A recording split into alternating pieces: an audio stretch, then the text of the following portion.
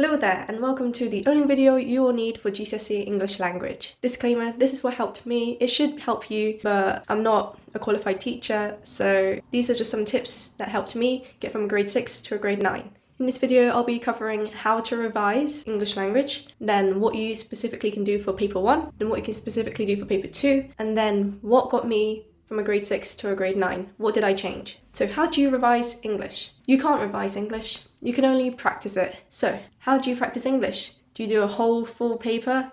No. Don't do full past papers. It'll be much more effective if you practice doing singular questions. For example, only spending 10 minutes on question 2. After you've done these questions, you can ask for feedback, you can get your teachers to mark it, and then you can see what you can improve with the answer. You should try and do this with all the different types of questions, but especially question 5. Personally for me, I was not so good at creative writing. I had not done it in years. The last time I wrote creatively was in year 6, and then I was in year 10 or 11. So what I did was in half term, I would set aside 45 minutes a day and use a random image generator on my computer, get a random image, and then use that as my stimulus, and then I would write a story from that image. My school personally encouraged us to do the picture, so in question 5 you get a choice whether you do the picture or the words. Although sometimes I found that the words were a better stimulus for me. They said that the picture would be better because it's a visual stimulus and you can pick stuff from it immediately and start describing what you see. I'll talk about that later in the video.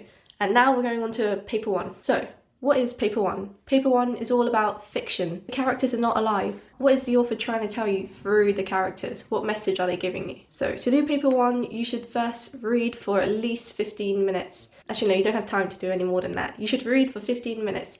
That's because AQA expects you to understand the extract that they've given you. The questions on paper 1 are there to test your understanding of the text and how you interpret what the author has been trying to tell you. So I would suggest that the first 10 minutes you read through the extract. The first time you're going to read it, you're going to be panic reading it. You're not actually going to be reading it properly. The second time, you're reading it, you're getting the gist of it, then read it again and then actually understand what you're reading. Try and do that. Read at your own pace as well. Once you finish reading, you should go do question 1. Question 1, what I did was I just quoted from the extract, therefore I could never be wrong since the extract said it. So after you've done question 1, you should then look at all of the questions and then read the extract again, but then highlight some of the quotes that you may be using for your answers. Then you're getting a head start. Question 2, you need word level analysis. What is word level analysis? You need to zoom in certain phrases and explain why the author chooses to write certain words in that phrase. I'll be giving you a list of methods that you should be identifying in the extract. I always found alliteration, anaphora. Anaphora is basically, Martin Luther King, I dreamed a dream, blah, blah, blah. I dreamed a dream, I dreamed a dream. An anaphora is the repetition at the beginning of a phrase or a sentence. So that can be used for emphasis. Maybe the author's trying to say something didactic there. You should be looking out for asyndetic listing and polysyndetic listing. What are those?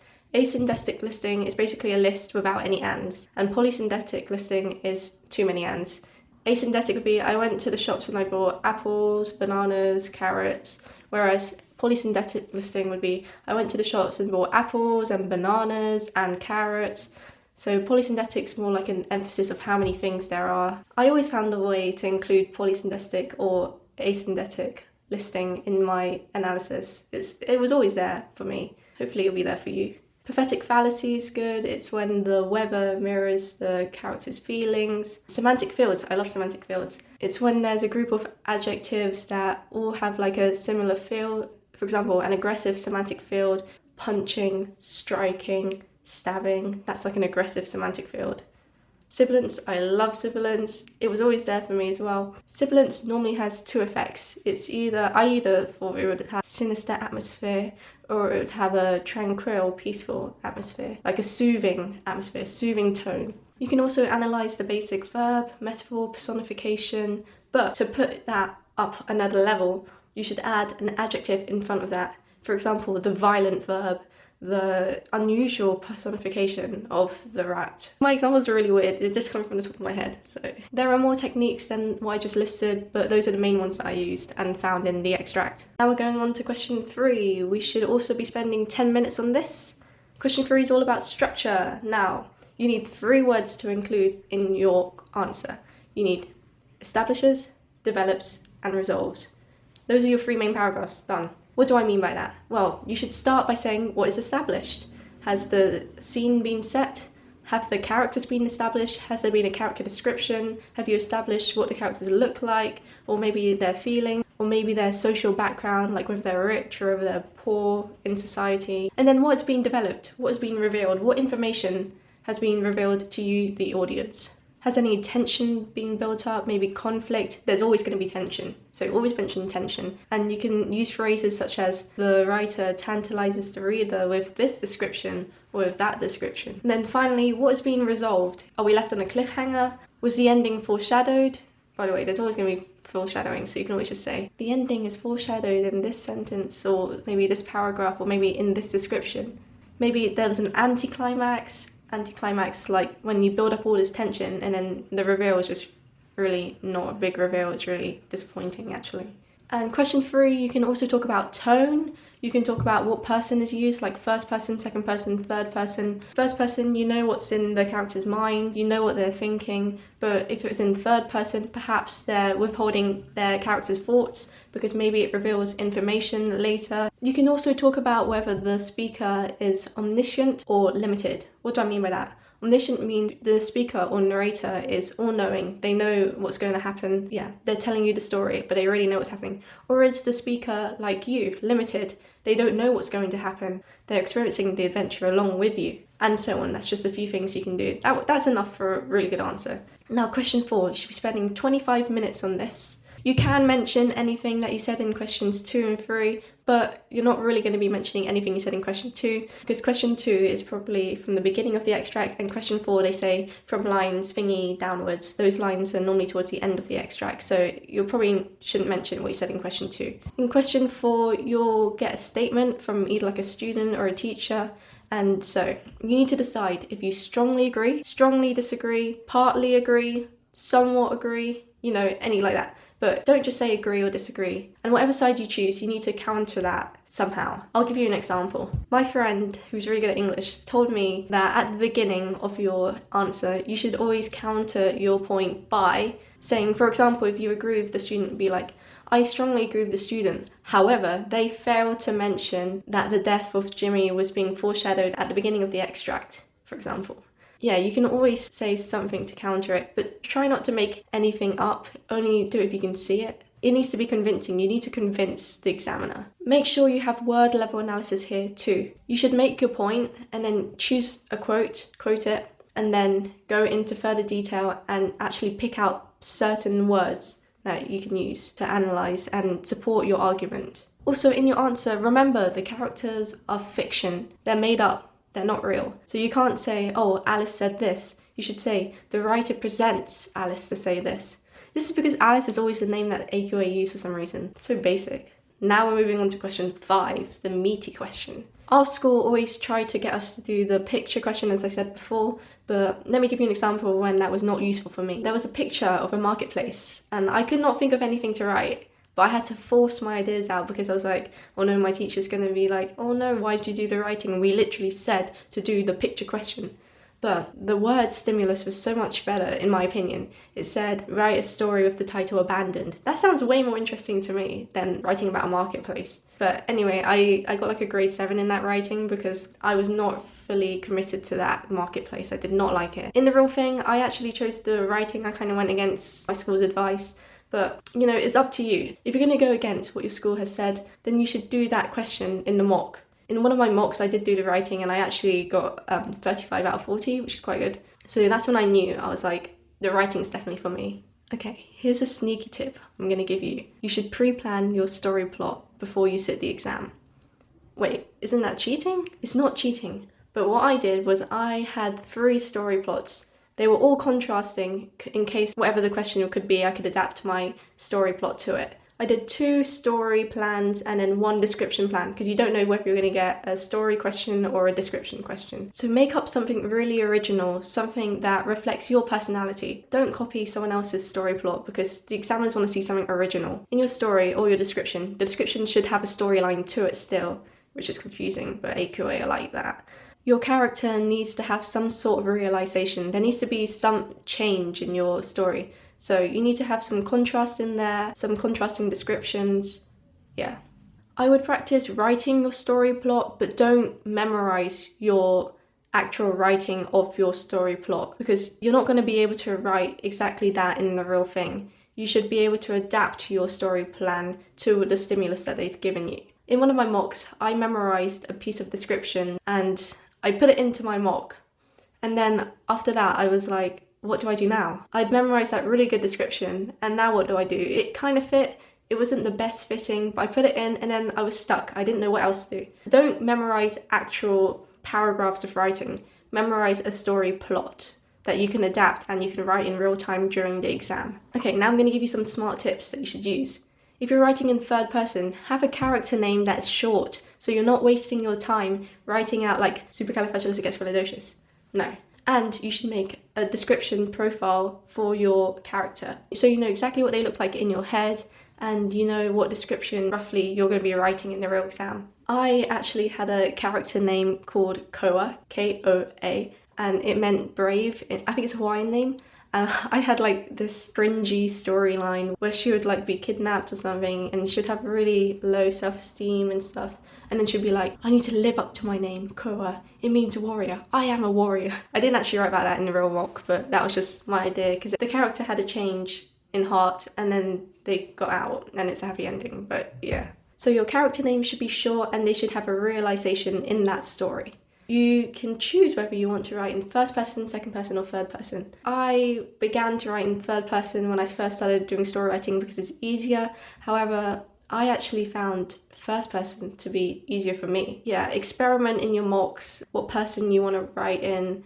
I actually wrote in second person in one of my mocks. It was like a creepy story, but it was kind of cool. I wouldn't write in second person unless you're really confident with your writing. Anyway, have fun with your story. This is the time to show your creativeness to the examiner and to your teachers. Whatever you want to do in the real GCSE, make sure you've done it in your mocks so you've practiced it and that your teacher has given you feedback on it so you know that it actually works for you. Okay, now I'm going to be telling you how you can actually plan your question 5. This is not a pre-plan, this is about the plan that you're going to write in the real exam. Because you spend 45 minutes with the creative writing, you spend around 15 minutes planning. This is what I did. I would suggest you do it. You write down the 5 W's, who, what, when, where, why, and you need to make sure that you've established who, what, when, where, why in the first paragraph. 3 main things need to happen in your story. Thing 1, and then thing 2, then thing 3. And then above that, I would put what I would do for the introduction and how I was going to introduce and set the scene. And then at the bottom, I would write how it would resolve, like what's going to happen. Your examiner might read your plan and it will help them understand your story more. So make sure you leave your plan on the paper. Finally, make sure your story has a title. This makes your story look way more professional and like an actual short story.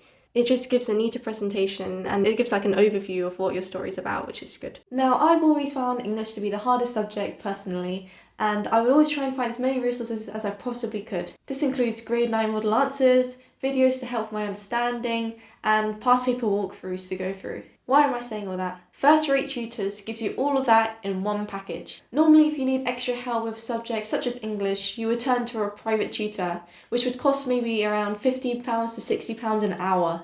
Now, First Rate Tutors gives you all that I said before, which was grade 9 model answers, it gives you annotations that you can use for your English literature exams, etc. It gives you all of this for a one-off purchase of $59.99. With this, you'll gain lifetime access to hundreds of videos. The course is self-paced and it is constantly being updated to fit with your spec and your paper that you're going to be sitting. If you're more of a visual person or prefer to watch videos as revision, and if you feel as though your teacher hasn't really gone through everything that you need to secure your grade, this course is for you. The link is in the description. Now we're going to move on to paper 2, non-fiction. I didn't like non-fiction. But this is the paper where you need to understand whether the writer is informing you about something. Are they writing for entertainment? Why are they writing this piece? Why have they made you read this? Are they trying to emphasize a point? Like, what are they trying to do? This paper is harder than paper 1 because you're given 2 texts for the same amount of time that you had that one text in paper 1. That means you're going to have to read 2 texts in 10 minutes. Question 1 was actually the hardest question in my GCSE paper. Why was question 1 so hard? Question 1, they're trying to trick you out. You have to choose 4 things that are correct or something. But this time it's not explicit information, it's implicit information. That means you really need to understand the text. You really need to properly read the text when you're given the time. So yeah, be aware of question 1. They're trying to trick you out and you need those 4 marks. The grade boundaries in English language are really tight. Since you guys are going back to the old marking where the grade boundaries were a bit higher, the grade boundaries are going to be much tighter too. So for question 2, you spend 10 minutes on this again, just like paper 1, but this time you're comparing the 2 extracts. Question 2 will either be like a summary or a comparison, or they'll get you to describe like a boat maybe in both extracts and how they're different, contrasting, you know. My main tip for this question would be to use quotes from one of the extracts to describe the other extract. If we're talking about a boat, for example, and extract 1 was like, it was a big boat, and extract 2 was like, it's a large boat. I would say extract 1 shows the same large boat as extract 1. Question 3 is all about word level analysis. You're going to hear me saying that all throughout this video, word level analysis. I'm going to put on the screen an example of a paragraph I wrote in my 7 out of 12 answer and my 11 out of 12 answer. And we're gonna, okay, don't judge guys, I was really bad in my 7 out of 12 answer because I totally misunderstood the text. I forgot the paper was non-fiction. So I thought I could analyse black eyes. Black eyes in a non-fiction text literally mean nothing. But I was saying how that person was evil. Okay guys, don't say evil, say malign. How that person was malign, that was really bad. Don't do that. Remember, paper 2 is non-fiction. The people are real. Some people just have black eyes, so don't judge. So this is from my 7 out of 12 answer. However, Finn also presents Sister Brendan as deceiving by describing her eyes as black and glittering. These adjectives are juxtaposed next to each other to emphasise that whilst her score is perfect, her intentions are not. Black symbolises malignity and portrays no light, insinuating that Sister Brendan is faking this enthusiastic act. All she wants is an exceptional report. Finn only has this and then it just goes on waffling. Okay, now I'm going to read my 11 out of 12 answer. The writer immediately describes the fantail sweets to be in blue, packet-shaped like an isosceles triangle with one corner missing. Okay, I used a really bad part of the quote, but I needed it to prove my point. This geometrically specific description suggests that the writer admires the sweets and loves them so much that they pay a lot of detail to just the wrapping of it. They are intrigued. As each individual is wrapped in a piece of paper, it conveys the writer's further care for detail and perhaps his enjoyment of unwrapping the sweets themselves. As they are individually wrapped, it highlights how the factories have put a lot of effort into the presentation of the sweets, and the writer admires it as part of the experience of eating them. Okay, my wording is not very good, but the analysis is there. Yeah, as you can see, I have some perceptive ideas about how there's a lot of detail put into it, there's a lot of care and presentation put into it. That may not necessarily be right, but it was in my interpretation and I brought that idea forward, so that's fine. Also, question 3 is now 15 minutes because it's 12 marks instead of 8 marks. You should now spend 20 minutes on question 4 and you should be comparing their attitudes and how they present their attitudes. When I say how they present their attitudes, I mean their method. This is where you can add your perceptive ideas. If you're not sure if they're correct, you should add them here because you lose nothing. For example, ideas that you think could be correct but you're not sure. You could just say it could be interpreted that thingy-mobby. Now we're moving on to question 5, where you spend another 45 minutes of your life. It doesn't really matter if it's an article, essay, or a letter, because you'll have the same essay structure. It's only the introduction that changes. Again, in your answer, you're going to have 3 main points that you argue. You need to choose what side you're on, whether you agree or disagree. You do need to take in account the other perspective of the quote, but you don't need it as much. When I say the intro is different, for a letter it could be, "Dear so-and-so, I'm writing to inform you that blah blah blah blah." Or if it's a news article, you would need a headline and then a strapline. I'll give you an example of what that could be here. If it's a magazine article, I think you write in 3rd person. If it's a newspaper article, you write in 1st person. That's the only difference between those. Like I said, you need to choose what side of the argument you're on. Are you for the statement or against the statement? If you can't decide, write all the points you have for it and all the points you have against it. See which side you have more points for and then argue that side. When you're planning, I would put your ideas in a mind map, then pick your best 3 ideas and then write it as your answer. I'll show an example here. As you can see, I've done like a mind map with the question and I put my points around, and then I've added more points for those main points that I could argue, and then I've organized them into what order I would argue them in, and basically the planning for my essay. I'm now going to be telling you what I did as a grade 6 student and what I changed to become a grade 9 student. I'm more of a maths person, so personally English did not come that easy for me. Luckily, I had a good friend who's very good at English. Actually, all my friends are good at English. I'm just the only maths person in my friend group. It is what it is. I would look at their answers and what goes through their mind as an English person, like why they're getting better grades than me, why they scoring higher than me. I was seeing what they were doing in their answers, and I'm going to tell you what I found out. As a grade 6 student, I was missing 4 things. Number 1, I was not doing word level analysis. I've said this so many times in the video. Hopefully it's gone into your head. You need word level analysis. What I mean by that is I was giving a general overview of the text rather than zooming into particular words. However, in order to do word level analysis, you need number 2. You need to understand the text. You really do need to read the text at least 3 times to actually understand it. You're going to be panic reading, you're going to be skimming through the text. You just need to calm down, breathe. Breathing is really important. That's how you survive. Breathe and then read the text in your own time. It doesn't matter what everyone else is doing. Block them out in your head. Do what you need to do for your exam. Number 3, you're not using advanced vocabulary. This is not as important, but it does make your answer a bit more professional looking. You can say suggests. One of my friends just wrote suggests and she got grade 9, but that's because she's really good at English. For us newbies, I would replace the word suggest with portrays, emphasizes, highlights, conveys, insinuates. When I say replace suggest, I mean when you say this suggests that. Instead of saying that, say this highlights how the character's developed. This portrays her feelings, something like that. Number 4, do not say what you think the examiner wants you to say, because you don't know what the examiner wants you to say, and the examiner is like, why did they write this? Express your own ideas of how the text influences you. You are going to probably find stuff that other people haven't found because you're reading it to yourself for the first time. You're interpreting it in a different way that other people are. In school, when we discussed the text, like for English language after we read it, I always thought everyone else had much better ideas than me, and so I always kept quiet. I didn't really say much. Don't be embarrassed about it. Learn what other people are seeing in the text. What are they analysing? Why have they noticed that? There isn't going to be a discussion in the real exam, so you're going to have to express your own ideas. You might as well come to terms that they're your ideas and they're actually good ideas if you think about it. So keep it up. Sorry this was kind of a lengthy video. I wanted to fit everything in so you have the best video you can for English language. This is like absolutely everything I could say about English language. I don't think I could put anything else in this video. If you found this useful, which I hope you have because I've almost lost my voice for you, like and subscribe. It's free, and I'll see you in the next video. Bye!